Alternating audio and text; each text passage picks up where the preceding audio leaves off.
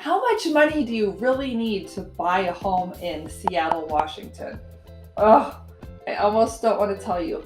Guys, it is true. The cost of living in Seattle has gotten really expensive in the last couple of years, but there are still affordable housing options if you need that, and really nice options if you can afford that. So in this video, we're going to talk about how much money you need to live in Seattle, Washington. Thank you so much for watching. If you haven't been to my channel before, I'm glad you're here. This is Emily Cressey. I'm a local real estate agent, and I have this channel going to help people who are moving and relocating to the Seattle area really get a feel for what it's like to live here, so they know kind of what they're getting into and if it's going to be a good fit. Ideally, my goal is to help them find the perfect home for them when they come, so that they enjoy their time living in Seattle and don't feel that their move to the Seattle, Washington area was a mistake or a problem, or just that they got in over their head, right? We want you to be happy. So if you haven't been here before, like, subscribe, comment, all that good stuff boosts my rating, which I really enjoy, but more importantly, it'll help you not miss any of the upcoming videos. We do a video every week.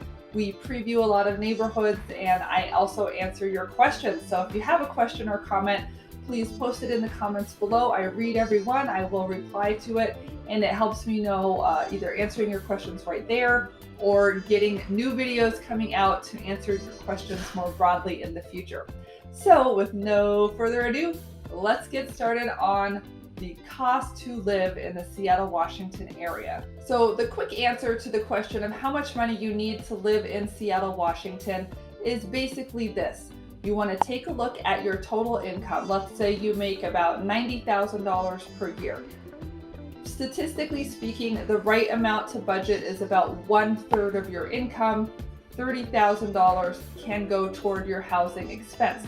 So if you look at that as a monthly check, and you divide it by 3, that's where you want to keep your housing payment. So do that math in your head, find out what that number is for you. Let's say you made $9,000 a month.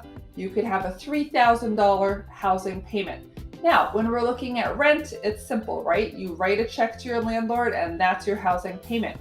When we're looking at buying a house, there are actually 4 things that we look at here. We call them PITI: principal, interest, taxes, and insurance.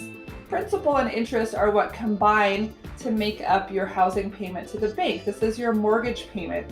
And as we know, interest rates can vary over time. We've had a period of very low interest rates. We expect interest rates to return to more average levels, 6 or 7% interest rates. So depending on the interest rate, your monthly payment will fluctuate, but once you get a loan, you lock that in. The interest rate cannot change, and this principal and interest cannot change. That will be a fixed amount for the 30-year life cycle of your loan. Next, you have T, which is taxes. Property taxes can be pretty expensive here. If you have $1 million property, you can expect to pay about $1,000 per month in property taxes, although this does vary depending on if you're in the city of Seattle, the city of Renton. There are county taxes and local neighborhood taxes, so that will vary a little bit, but that's just a good rule of thumb. If you're in a $500,000 property, budget $500 a month. If you're in a condo, budget $2,000 or $3,000 a year.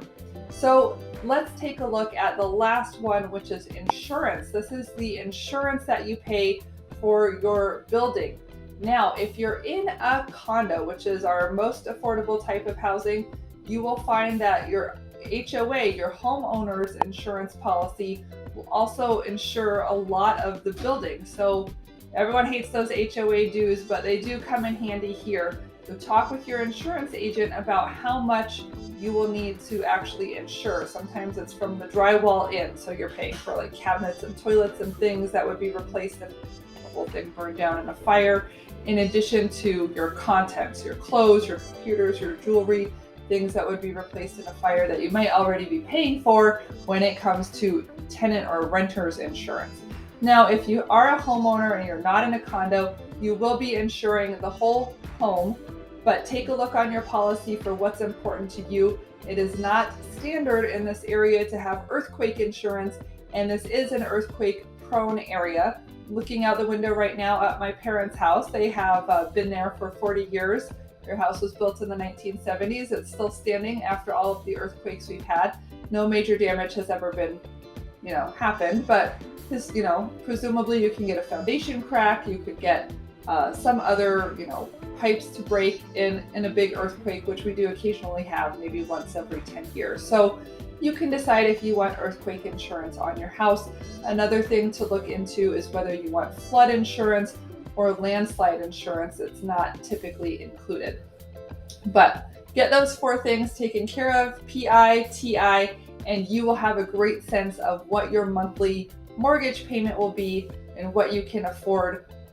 Working that backwards will tell you the price of the house you can afford. Now, when we're in a low interest rate period, we can afford a more expensive house. As interest rates climb, our monthly payment will go higher, and so we won't be able to buy as much of a house. So if you find yourself in a period where interest rates are going up, you might need to be a little bit more modest in the type of house that you're looking for. Also bear in mind, as we have a very low inventory market, that the price you see advertised online may not be the price that the home ends up selling for. Many of our homes in Seattle are selling for 10 or 20% higher than the asking price. So buyer beware, get with a good real estate agent, bing, to help you if you would like to put in an offer on a home or just find out what would be involved in actually getting something under contract. But the sad story is a lot of buyers come to me after looking, for years kind of online. When we looked at these homes, we thought they were too expensive and they've just kept going up, and now we're going to buy something, but it's, we can't afford as much. Our money doesn't go as far as it used to in the past. So yes, that's the story of my life. I've been here for 40 plus years, and it is a definite upward trending market in Seattle for pretty much most of that time. So average price points in this area for all across the board, condos to luxury homes, is going to be about $700,000 or $800,000. For a nice 2,000 square foot, 3 or 4 bedroom home in the Seattle area, you're going to be looking at $900,000 to $1 million.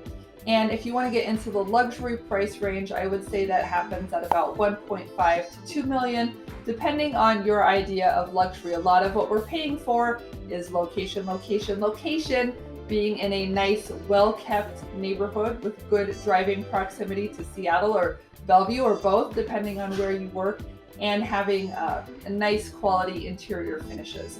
So if $1 million is not in your budget, check the lower end of the spectrum. Look further north, further south, further east, away from the cities themselves, or shrink down the type of house you're looking for. Lots and lots of people live in condos and townhomes here because they are affordable. Probably the low end of the condo market is starting at about $300,000. If you can't afford $300,000, you are going to be buying a mobile home in a park. So save up your money.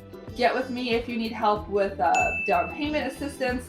Different loan programs, VA, FHA, USDA loans are all an option to help you get into a property with a small down payment need. 5%, 3%, 0% is possible here, but you need to be able to make those monthly payments.